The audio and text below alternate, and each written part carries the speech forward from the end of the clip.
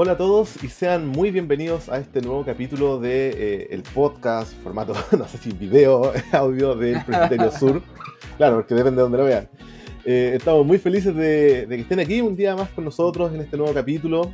Para nosotros ha sido eh, bien difícil, pero también nos llena de alegría poder realizar todo este proyecto, en donde el fin principal es poder ir conversando, poder dialogando sobre nuestra cosmovisión reformada, sobre nuestro estatuto, sobre nuestra confesión de fe y de las distintas actividades que puedan estar desarrollándose en las distintas iglesias desde el Presbiterio Sur, no sé, los distintos candidatos, los distintos plantadores, etc.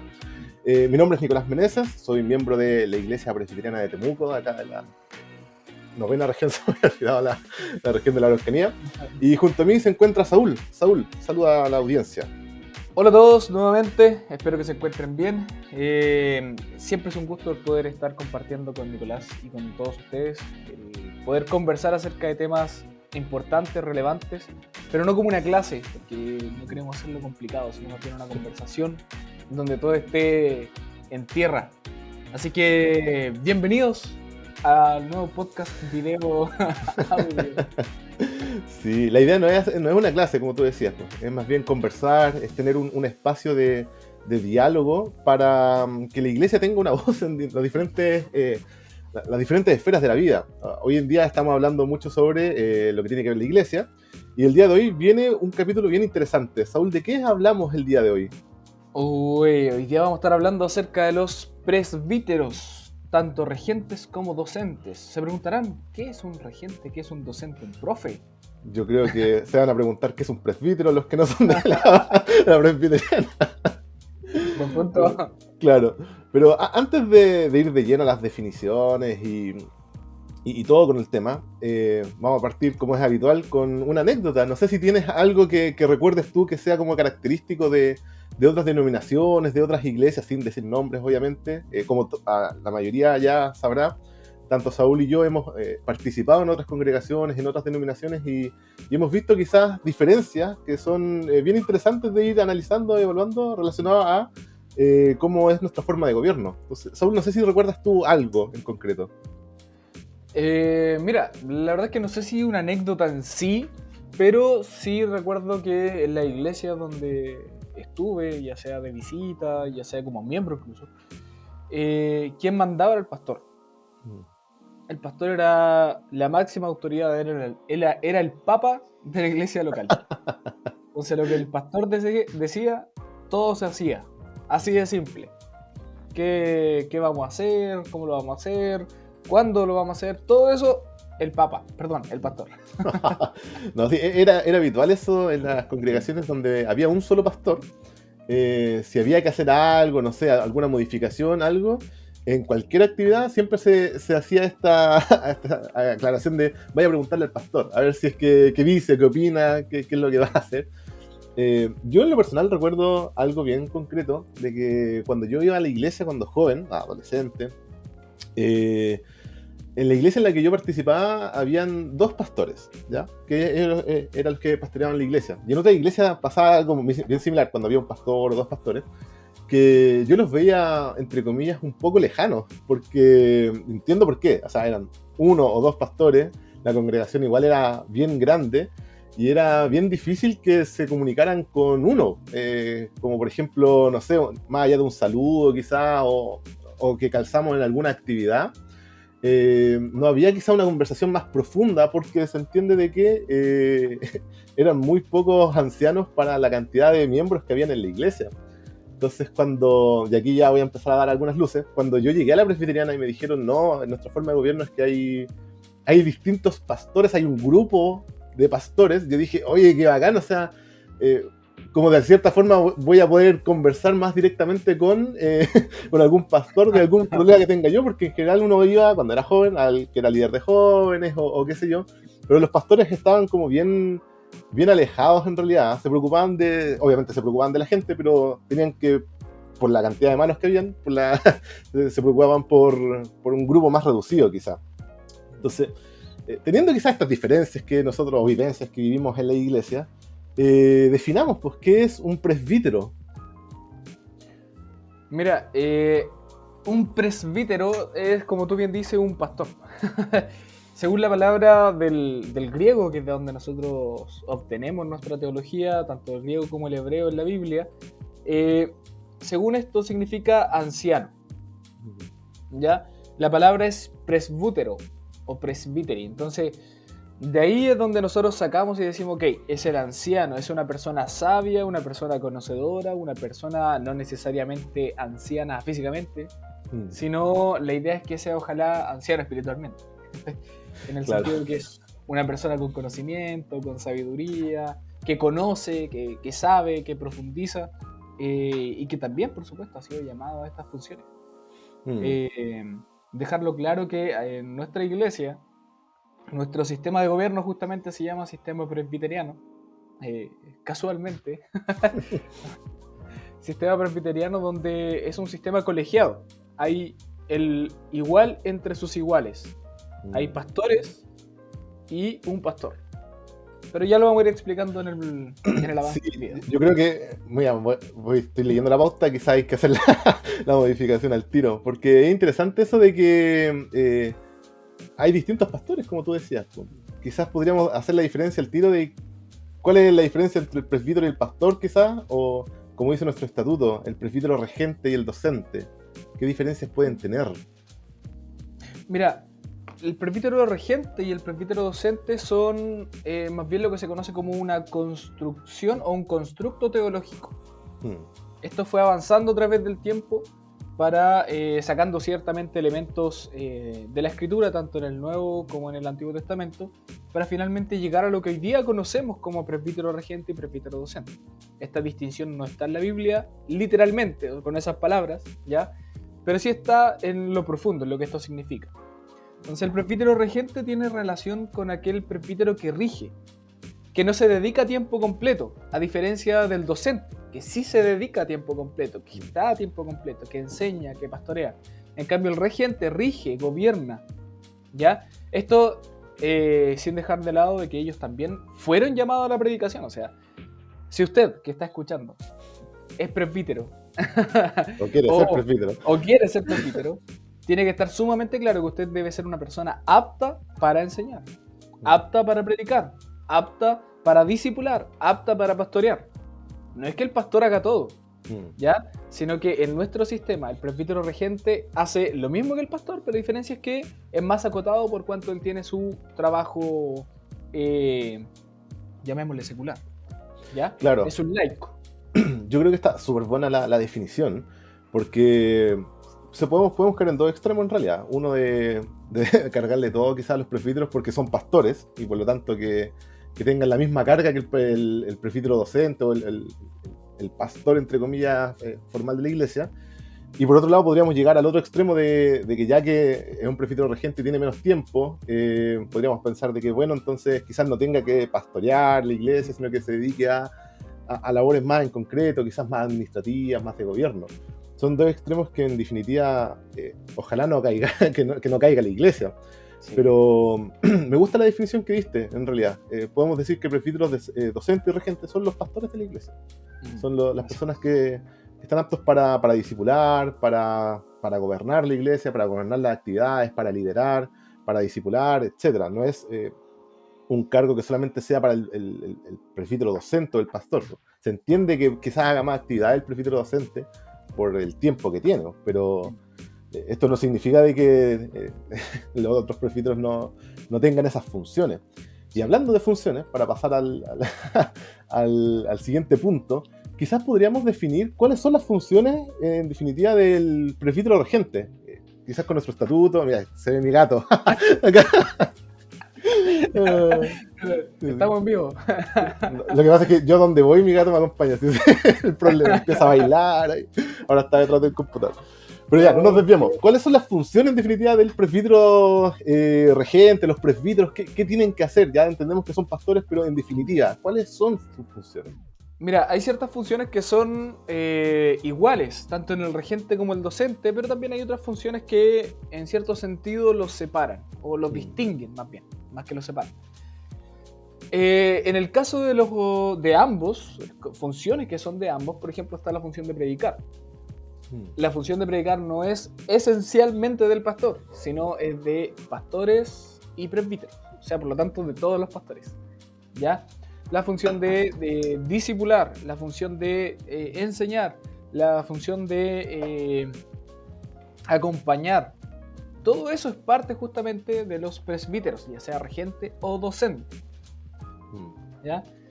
Ahora viene la gran diferencia. ¿Cuáles son las funciones de los presbíteros docentes y cuáles son las funciones de los presbíteros regentes, ya de manera más detallada?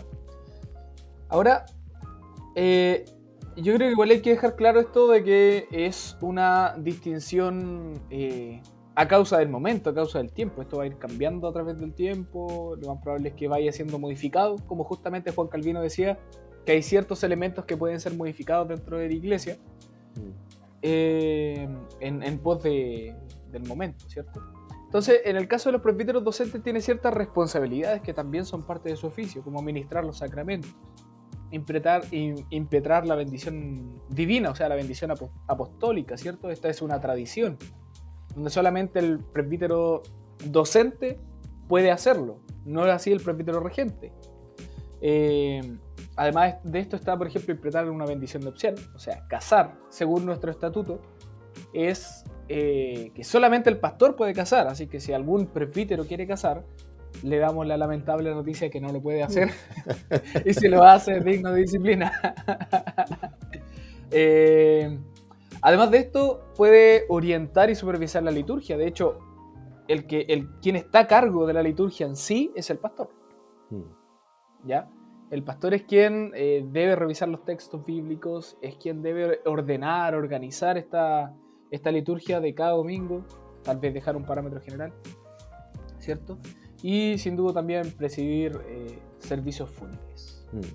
¿Ya? Eso son como las responsabilidades o funciones de los presbíteros docentes, o sea, de los pastores. Claro. Si uno se percata cuando lee el estatuto, hay varias funciones que son bien similares, como tú decías, como por ejemplo, si alguien lo quiere buscar en el artículo 74, ejercer juntamente con el pastor el gobierno, la disciplina, el cuidado de la iglesia local, estudiar las Sagradas Escrituras, la doctrina reformada, etcétera, ayudar con el trabajo pastoral en las visitas, orar con los creyentes, en fin, un montón de listas que uno ve y dice, oye, estos son pastores entonces, este grupo debería pastorear a la iglesia. Y como tú decías, pues hay diferencias relacionadas al presbítero docente y regente. Yo lo veo, quizás esté muy equivocado, pero yo lo veo, cuando leo el estatuto lo veo más que nada por un orden, de que esto es importante y por lo tanto quizás hay que tener cierta burocracia, quizás cierto tipo de orden para que no cualquiera realice ciertas actividades, como por ejemplo el tema de la Cena del Señor. Yo creo que el ejemplo de Juan Calvino es el más típico de todos, cuando veía que había un grupo de la congregación que estaba en pecado y él se oponía a darle la cena a ellos. Entonces, de cierta manera, uno podría decir, bueno, ¿qué pasa si cualquier hermano en realidad podría dar la cena y no conocer la realidad de la iglesia? Lo veo bien complejo en esas situaciones. Entonces, como tú decías, pues la diferencia del presbítero docente, regente, al final de cuentas, es más que nada, yo lo veo así, quizás esté muy equivocado y aquí me puedes corregir, como para que hay un orden en la iglesia, que se entienda que hay ciertos elementos que tienen un grado de responsabilidad muy grande. Sí. No sé si querías comentar algo relacionado a eso. Sí. Igual me gustaría hacer esta diferencia o esta distinción entre regente y docente a través de la Biblia, porque siempre es bueno que podamos observar la Biblia. Uno puede decir, oye, pero en la Biblia yo no veo presbítero regente y presbítero docente. Oye, pero yo no veo, no sé, yo veo a apóstoles y a ancianos. ¿Ya? Entonces, me gustaría que fuésemos a primera carta de Timoteo, capítulo 5, versículo 17. Dice, los ancianos que gobiernan bien sean considerados dignos de doble honor, principalmente a los que trabajan en la predicación y en la enseñanza. O sea, ahí están hablando de los ancianos gobernantes, de todos, tanto regente como docente, pero dice principalmente, o sea, de doble honor, a aquellos que se dedican a la docencia. O sea, a predicar, a la liturgia, o a ordenar la liturgia, al discipulado, que es principalmente justamente el presbítero docente, el pastor principal de cada congregación. Claro. Buen texto. Yo iba a nombrar otro en realidad, pero más que nada para explicar un poco el carácter que tienen que tener los presbíteros. Como ya hemos dicho, tienen que ser pastores, pues, obviamente, con un corazón pastoral. Yo soy de la creencia de que un presbítero no es presbítero cuando es oficial, sino que es antes, cuando ya empieza a demostrar sus dones, la iglesia empieza a ver y percatarse de que tiene esta actitud quizá o esta vocación pastoral. Y yo iba a nombrar como requisito quizás que podríamos leer en la Biblia, Primera de Timoteo capítulo 3, que yo creo que es un texto que, tanto para presbítero, para diácono, que nos da varias luces relacionadas a cómo debiese ser el carácter de un oficial. Y en concreto, yo veo el tema de los presbíteros que es bien amplio el tema del requisito quizás del carácter que deba tener, dando a entender que este es un oficio que es importante en realidad, que no es menor. ¿Ya? Con esto quiero decirlo así, no cualquiera puede ser presbítero, no cualquiera puede ser diácono, no cualquiera puede ser pastor. Hay un carácter que tiene que tener esas personas, sí, por lo mismo, porque es importante. En este caso estamos hablando de pastores. Entonces, dicho esto, sigamos con la pauta. Ahora vamos a hablar en realidad con el estatuto que nosotros tenemos, las formalidades que nosotros tenemos como denominación. ¿Cada cuánto son elegidos los presbíteros para los que son presbiterianos o no son presbiterianos y quieran saber relacionado a este tema? Mira, el cuánto tiempo son elegidos va a depender de cada iglesia local. Disculpa, presbítero regente vamos a hablar ahora. Después quizás no detallemos el presbítero docente. Lo mismo. Sí. Lo mismo. Depende de cada iglesia local. Para nosotros entendemos que existe el sistema colegiado, sistema de democracia representativa, donde es la asamblea que vota para escoger a estos presbíteros, ya tanto gente, docente, incluso los diáconos. Cada cuánto son elegidos es cada cuánto se necesiten presbíteros, y generalmente, al menos en la iglesia de nosotros, pueden ser escogidos 1, 2, 3 años. Presbítero regente. ¿Ya? Claro. Va a depender de la necesidad de cada iglesia, porque, por ejemplo, hay iglesias que necesitan más presbíteros igual. Es decir, eso tampoco está delimitado. Esta es la cantidad de ancianos que tiene que haber en cada congregación. O sea, hay un mínimo. Claro. Hay un mínimo, que son 3, según el estatuto. Sí, yo pensaba en el máximo, en realidad. No, máximo no tiene. Sí. Si queréis, sí, puedes tener 20. Va a depender de la necesidad de cada congregación, en realidad. Sí. Oye, ¿y cómo pueden ser elegidos los regentes? Los presbíteros regentes son elegidos en una asamblea. Hay una buena costumbre que está tomando, por ejemplo, la Iglesia Presbiteriana de Concepción, de la cual yo vengo, tú provienes, que es elevar los nombres de las personas que van a ser elegidas con una carta directamente al consistorio diciendo: yo quiero proponer a tal persona por tal y tal motivo. Yo lo encuentro maravilloso, porque así se puede decir de manera previa y no en la asamblea en sí misma, decir: oye, pero ¿sabes qué? Mira, este hombre que propusieron, creo que no está llamado, a lo mejor está en disciplina y nadie sabe, no lo sabemos. Pero es bueno... Claro, para omitir el bochorno público quizás. Claro. Yo lo encuentro bueno igual, porque al final de cuentas, cuando se avisa desde antemano con una carta de que queremos nominar a alguien, en general también se le pregunta a esa persona si quiere ser nominado en realidad, cómo está su corazón, quizás cómo está su familia. Y es súper positivo eso, porque cada persona puede pasar distintas realidades. Entonces, de cierta forma, te quitas también eso de que cuando sea en la asamblea pública decir: no, hermano, yo no quiero, y empezar a decir no, hasta que de repente llega alguien que diga que sí. Es como para prepararse un poco para la votación. Yo no sé. Sí. Ya, entonces entendemos que pueden ser elegidos en nuestra denominación miembros de la iglesia. Me parece que tienen que tener 1 año de membresía para ser propuestos como presbíteros o como cualquier oficial. Entonces ya hablamos un poco de este tema. Me gustaría tocar así a grandes rasgos, porque quizás esto tenga una conversación mucho más profunda y pueda ser para otro día, relacionado al tema de los pastores, porque nosotros tenemos este concepto de que los pastores están contratados con los docentes, están contratados en la iglesia, tienen un contrato de cierta cantidad de años. Entonces, en ese sentido, hablemos a grandes rasgos, ¿cada cuánto son elegidos los pastores? A ver, igual dejémoslo claro, primeramente que tanto presbíteros como pastores, una vez pastores, siempre pastores. ¿Ya? Claro. Cuando ya no son elegidos y pasan a la silla, por decirlo de alguna manera, ellos, o cualquiera de nosotros, yo también me podría pasar eso, yo seguiría siendo pastor, pero no en ejercicio, ¿ya? Sería una especie de presbítero pasivo. Tenemos esa idea. Uno activo que está ejerciendo su labor y uno pasivo que está sentado en la silla aprendiendo, que también es bueno, ¿ya? Ahora, la pregunta era, ¿cada cuánto son elegidos los presbíteros docentes, cierto? Sí. ¿Eso fue? Sí. Lo mismo que el presbítero regente, pero el máximo no son 3 años, el máximo son 5 años. Claro, ¿Ya? 5 años. La asamblea puede decir, ¿sabes qué? Te escogemos al tiro por 5 años. Y después de 5 años hay que volver a votar por él. Claro.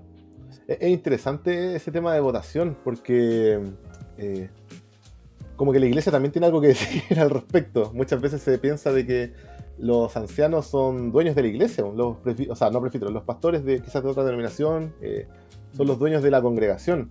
Y en nuestro caso en particular, no, los presbíteros son elegidos por la asamblea, los pastores también son elegidos por la asamblea, dando a entender que somos un cuerpo, todos en conjunto vamos trabajando para el reino.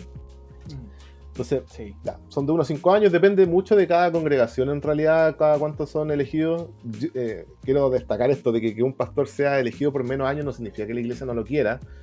Muchas veces significa, yo lo veo más que nada de esta forma, por los proyectos que se presentan, muchas veces como para ir evaluando los proyectos que hay. Es decir, no sé, hay un proyecto que se demora 2-3 años, evaluemos cómo está, quizás hay que más años para completarlo. O podemos ver con este mismo pastor otro proyecto y empezamos a ir formulando cómo va trabajando la iglesia. Claro. Porque se puede dar esa impresión de que, bueno, es por simpatía quizás la votación. Y la verdad es que debiese ser que no. Entonces, eso. Cada cuánto son elegidos, ya lo hemos hablado. Ahora, ¿cómo pueden ser elegidos los pastores, presbíteros docentes, a grandes rasgos? Mira, primero que todo, hay ciertos requisitos para ello. Y tú delante nombraste un texto que era... Primero Timoteo 3, ¿cierto? Me gustaría que lo pudiésemos leer, porque siempre es bueno leer la Biblia para poder ir comprendiendo de dónde sacamos todo esto, ¿cierto? Claro. Primero Timoteo 3, del 1 al 7, dice: palabra fiel es esta, si alguien aspira a cargo de obispo. Estoy leyendo la nueva Biblia... ¿cómo se llama? Nueva Biblia... LBLA. LBLA. Ya. La América, de las Américas. Sí. Esa misma. ¿Ya? Palabra fiel es esta, si alguien aspira a cargo de obispo, recordemos que la palabra obispo también es presbítero, en griego es presbútero, ¿ya? O puede significar obispo, pastor, anciano, presbítero. Buena obra desea. Un obispo debe ser, pues, irreprochable, marido de una sola mujer, sobrio, prudente, de conducta decorosa, hospitalario, apto para enseñar, no dado a la bebida, no pendenciero, amable, no contencioso, no avaricioso, que gobierna bien su casa teniendo a sus hijos sujetos con toda dignidad. Pues si un hombre no sabe cómo gobernar su propia casa, ¿cómo podrá cuidar de la iglesia de Dios? No debe ser un recién convertido, no sea que se envanezca y caiga en la condenación en que cayó el diablo. Debe gozar también de una buena reputación entre los de afuera de la iglesia, para que no caiga en descrédito y en el lazo del diablo. Recordé algo. Los pastores, a diferencia de los presbíteros, para poder ser pastores, no solamente deben tener el llamado, sino también, ser miembro de la iglesia local más de 3 años. A diferencia del presbítero, que es 1 año. El pastor tiene que tener a lo menos 3 años. Además de eso, tiene que haber estudiado en el seminario. Y en el caso de nuestra denominación, ya este es el caso de nosotros, no otra denominación. tiene que haber estudiado en el Seminario Teológico Presbiteriano, en la Facultad de Teología Reformada en Santiago. ¿Ya? Que ahí son como 20 años. No. Censura. No, ahora acortaron la malla. Ahora son 4 años y medio, si no me equivoco. Ahora es poco. Pero bien, entonces es bueno que los pastores cumplan justamente estos requisitos. ¿Ya? Lamentablemente hay ocasiones en las cuales escogen a pastores que no cumplen estos requisitos. Por ejemplo, aquellos pastores que están casados y tienen hijos, y a veces sus hijos, adolescentes todavía, pero no van a la iglesia, no acompañan a la familia, no sirven en la iglesia. Entonces igual eso es justamente, como dice al final, caen en descrédito. Y eso hay que tener cuidado. Al menos personalmente, si esto es muy personal, vuelvo a insistir, si mi hija que viene en camino a los 12, 13 años no quiere seguir yendo a la iglesia y no, voy a intentar, por supuesto, de muchas maneras. Yo personalmente me retiraría del ministerio. ¿Están grabando, Saúl? Sí. Que claro. Primeramente es mi familia y después la iglesia. Sí, yo creo que el primer ministerio igual de cada pastor y presbítero es su familia y después es la congregación. Una opinión bien personal. No sé, que quizás pueda ser debatida. Pero esta es mi visión y yo creo que es importante porque al final esta es la responsabilidad que te dio el Señor en primer lugar. A mí me gusta mucho el texto de 1 Timoteo 3 porque te da varios requisitos, entre ellos, por ejemplo, me da mucha, simpatía el versículo 6, no un recién convertido, dando a entender que tiene que ser maduro en la fe, tiene que tener cierto conocimiento para poder discipular a otros.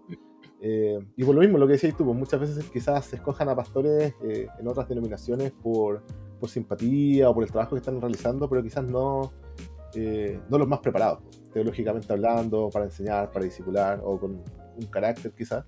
Y eso igual, no digo que en todas las otras iglesias, yo quiero hacer, no es que nosotros somos la iglesia perfecta y las demás no, sino que hay congregaciones que quizás hay que ir orando igual, pues ir evaluando para que el Señor sea glorificado en todo aspecto. Entonces... Sí. De hecho, recuerdo un caso de un chico, un cantante muy conocido, que hace unos años atrás se hizo cristiano y empezó a la iglesia y lo hicieron pastor. Pasaron como 4 o 5 años y él ahora ya no va a la iglesia, ya no es pastor.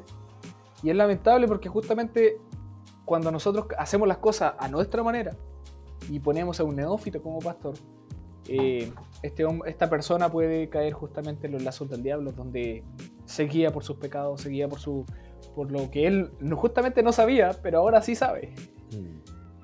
Sí, hay que tener cuidado en eso. Bueno, antes de ir, ya estamos como en la hora, recapitulando, sí quiero decir que el texto lo dice muy claramente en el versículo 1. Si alguien desea ser presbítero, obispo, pastor, buena obra desea. Entonces, animar a los hermanos que ya son presbíteros o pastores, que están haciendo una muy buena función, creo yo, están trabajando en algo que es bueno. Y a los que también quieren ser presbíteros o pastores a futuro, buena obra desean. Y hay que prepararse para eso. Así que, recapitulando, Saúl, ¿qué hablamos el día de hoy? Hoy día estuvimos conversando acerca de los presbíteros, tanto regentes como docentes, que son nombres dados justamente por nosotros a causa de la tradición entendida en la Escritura. Y tanto estos presbíteros, tanto regentes como docentes, fueron llamados por el Señor al servicio de la iglesia. Hay algo que me gustaría dejar sumamente claro, que es, y de hecho lo digo en la iglesia, siempre acuérdense de COPEC. ¿Por qué COPEC? Porque el eslogan de COPEC es primera en servicio. Nosotros, en cierto sentido, los presbíteros, los diáconos, somos los primeros en servicio. No se trata de que nosotros estamos puestos en un cargo de pleitesía, sí, sin duda. Hay cierta pleitesía que pueden tener los pastores, los presbíteros, pero eso no significa que van a estar arriba. Significa que nosotros somos los que vamos adelante, trabajando, sirviendo. Los primeros que tienen que morir sirviendo somos nosotros. Así que... Exactamente eso. Censura. Eh, Después se dirá. Pero sí, sí. hemos hablado de que presbíteros, tanto regentes y docentes, son los pastores de la iglesia, los que van Así es. liderando, los primeros en ir a la batalla. Y ambos, regentes y docentes, son los que pastorean a la iglesia. No Así es. son no son que unos gobiernen más, otros gobiernen menos, sino que ambos gobiernan y pastorean a la iglesia. Sí, justamente porque quien tiene la autoridad es el Señor. Así que eso, fue bien interesante la conversación. De nuevo nos demoramos caleta en hablar. Yo estoy tratando de bajar el tiempo. No se puede, no se puede. Vamos a bajar la pauta. Pero eso, hermanos, si alguien tiene más dudas relacionadas a esto, no duden en contactarse con nosotros a nuestro Instagram, o también pueden hablar con en sus propias congregaciones, con los pastores o presbíteros, para entrar en más detalles sobre esto, para ver, no sé, leer el estatuto, quizás el estatuto es público, poder estudiar igual la escritura relacionada a este tema, y empezar a crecer cada uno de nosotros en madurez, en conocimiento para los distintos oficios a donde fuimos llamados por el Señor. Así que eso, los dejamos invitados a que si tienen cualquier consulta o duda, no duden en contactarse con nosotros, y yo quiero aquí de poner en la cancha quizás a todos los pastores y presbíteros, si alguien tiene dudas, yo estoy seguro que ellos también están dispuestos a resolver cualquier inquietud. Así que eso, palabras finales, Saúl, ¿algo que decir? Espero que todos los que ya nos están viendo, escuchando, que ojalá sigan escuchando, sigan viendo, porque es bueno que conversemos este tipo de temas. Son sumamente interesantes, sumamente importantes, y es bueno que si ustedes tienen dudas, que las hagan.